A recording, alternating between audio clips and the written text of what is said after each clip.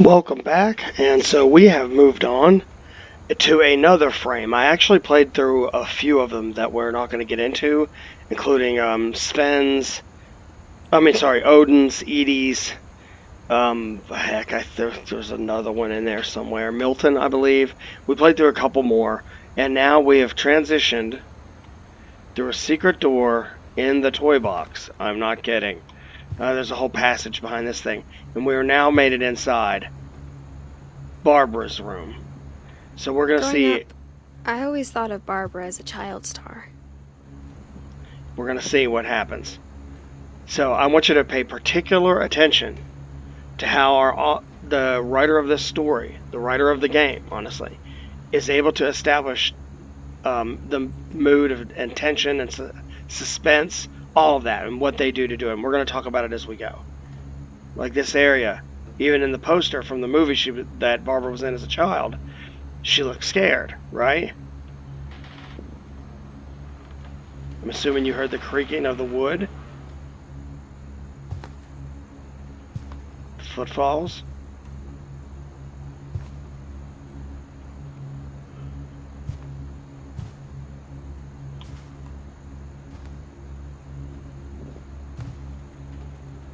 Happy birthday, Barbara. I never thought about how hard it must have been for her afterwards.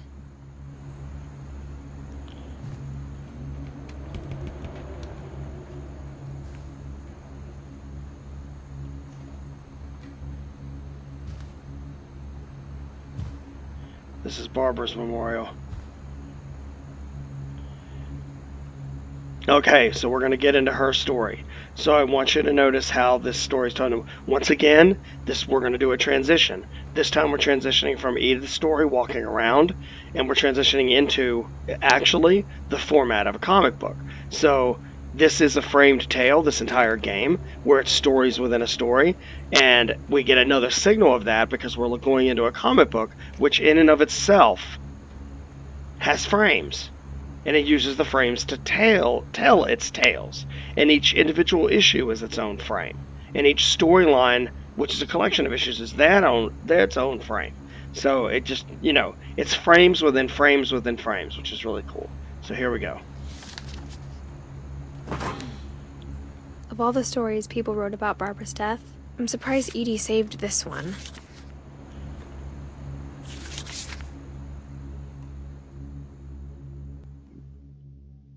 Old Jack here with another ghastly tale inspired by America's most unfortunate family.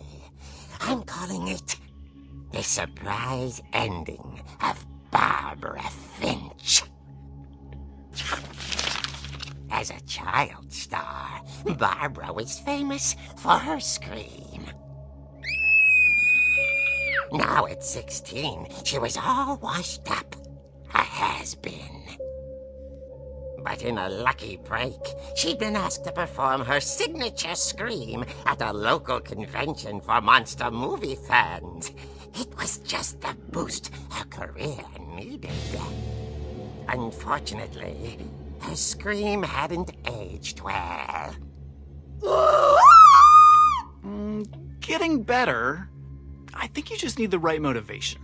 Her biggest fan and current boyfriend, Rick, was about to demonstrate when... Now that was a great scream. It was Barbara's father, Sven. He'd slipped into a table saw and had to be rushed to the emergency room. So Barbara got stuck babysitting her youngest brother, Walter. Her convention comeback was cancelled. Okay, I'm hearing frustration, but I'm not hearing terror. What if I tried... A gang of hoodlums in Halloween masks have been terrorizing Orcas Island tonight. Police are urging residents to... That came from the basement. You're right! Also, I loved your delivery on that. Why is your basement door locked? Because my dad likes making puzzles and secret passages. There's a key hidden in the music box. The secret is to keep winding and winding. And now we're getting a hint. Finally, the key pops out. Thanks, babe. I'll be back in a sec. 20 minutes later, Rick hadn't returned. So Barbara went to look for him, right on cue. The story She moves reached pretty for the quickly. music box. So this story moves pretty quickly. But what have we done so far? And this is a good time to stop and have a little chat. What has the author done so far to set up the tone and mood, to build suspense, to build tension? So this is a good place to pause and have that discussion, and then come back whenever you're ready. So pause now. Okay, we are back. Let's go ahead and move forward with the story because this blitzes through 2 pages of each comic, so it's a lot of information. So let's go ahead and activate. And as she wound the key, she listened for Rick, but the house was silent.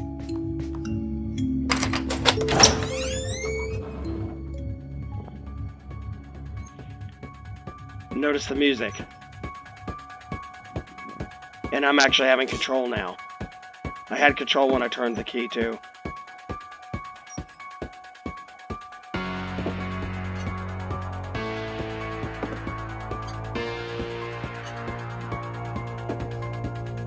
She found Rick's crutch and imagined the worst.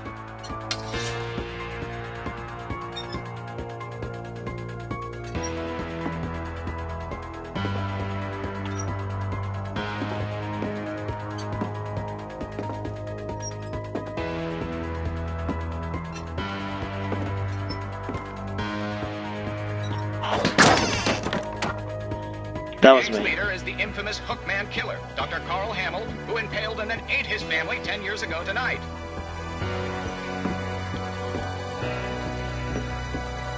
That's certainly not helping.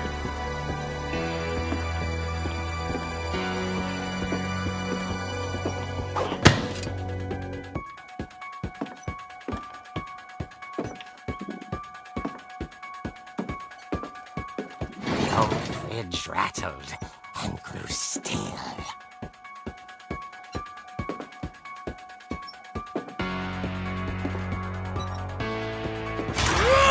Oh dear! Oh! Rick? Barb, relax. I was just trying to scare you to help you find your scream. Well, I'm not scared, Rick. I'm furious. Then act furious. All I'm getting from you now is that you're hurt and confused and She threw him out, but she kept a little something to remember him by. Barb, have you seen my other crutch? And she was still holding it when she fell asleep watching the late picture show. Hours later... Barbara! Walter, what's going on up there? Ah! Okay, I'm coming up, but if this is a trick, you're dead, Walter. Use of the word dead, interesting. Okay, so here we are. This is actually what the living room looked like before things went to crud. That chair is very unique. Actually, that is also a reference to something called The Prisoner, which, if you knew about that show, you would get what this is saying, but getting into that now would be like an entire other video. We have control. We're going to try to find our way up there.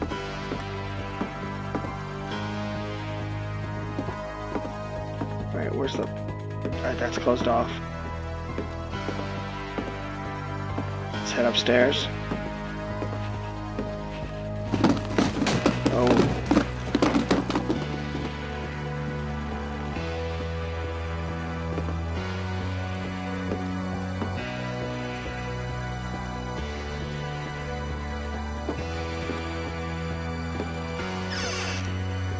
Walter, are you there?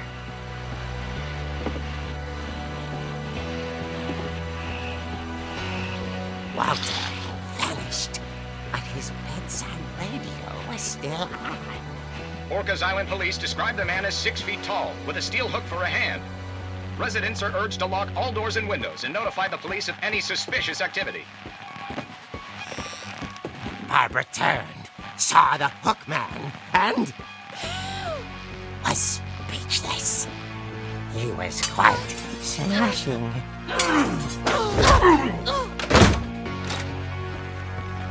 he was. He couldn't get enough of Barbara.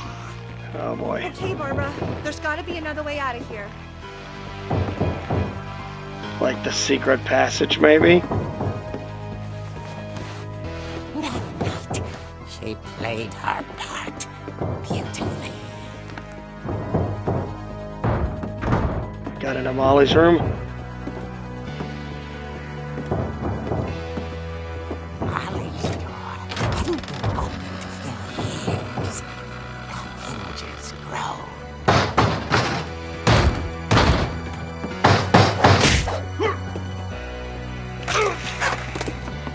Gotcha, you freak. He wasn't moving, but she sensed the story might not be over yet.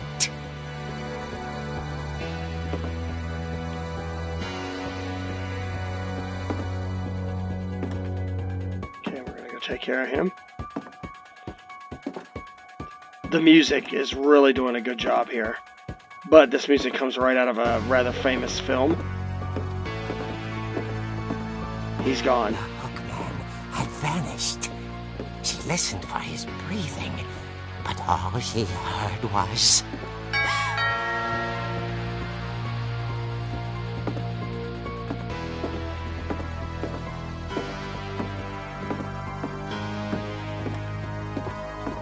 Someone at the door was dying to speak to young Barbara.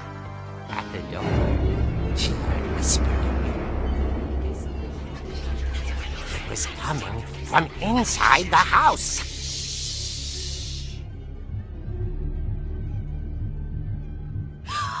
Oh dear. The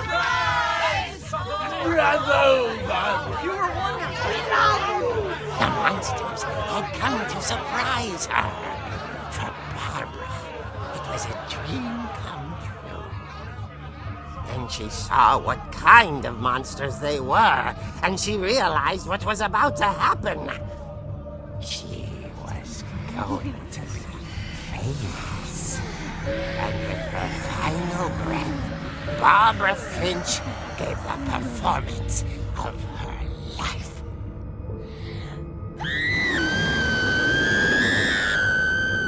I wasn't there myself, but I hear Barbara was magnificent. Poor girl. She had a taste for stardom. But unfortunately, so did her fans. Of course, the police blamed it all on poor Rick, who disappeared the same night. And little Walter? Hiding under his bed the whole time. He took it all pretty hard, but that's another story. As for Barbara, tucked inside the music box is all they ever found of her. Her ear. Now that's what I call a real eerie tale.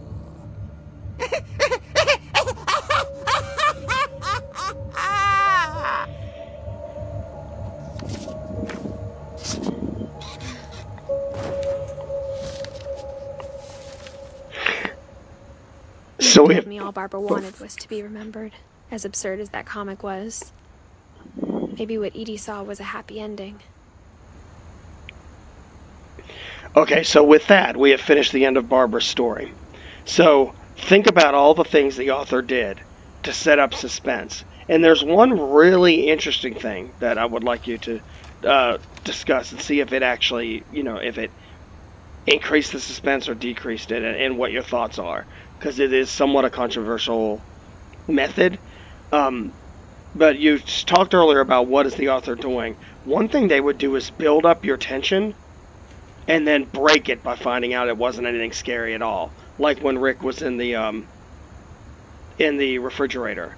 Or again at the end, right before she died, whenever you thought it was the convention that came to her. But then, of course, she found out those weren't convention goers. They were real monsters, and they killed her. So, or were they? We don't really know. We weren't there, but we got a bit of this flashback story here to tell. Was that successful? Normally, we see that all the time. That's why they put comic relief in films, to give you that break, to ease the tension so they can start tightening it up again. This is a great place to talk about, any of that stuff and how they established mood and tone through, and it, like the sound, the music, like when I did and did not have control, that sort of thing. So I'll let you guys have that conversation. This is going to be, while you're having that conversation, I'm actually going to go ahead and try to find my way out of here and into the next story, in case it's a story that I'm, going to be doing. Let's see. Okay, we're going to head... Here we are, we're transitioning out of this story. I guess now I know why Mom didn't like me playing with the music box. And we're transitioning in to another story.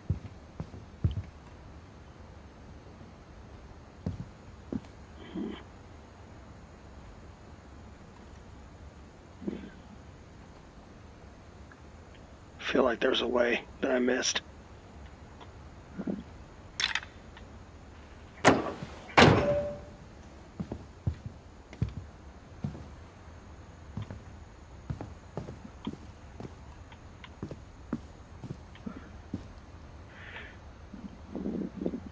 It has gotten dark outside. The tone, the mood has completely changed now. But the question is, how do we know where to go now?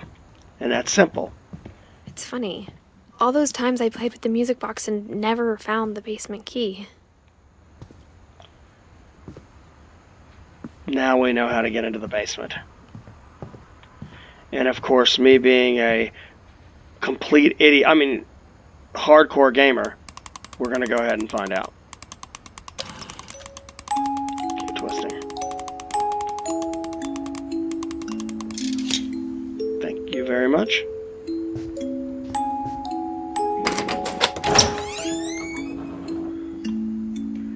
And that's where we're going to stop. So I hope you enjoyed this and learned something from it. Teachers, any suggestions you might have for future episodes or anything like that, I would appreciate it. And I will see you at our next exciting story. So have a good one.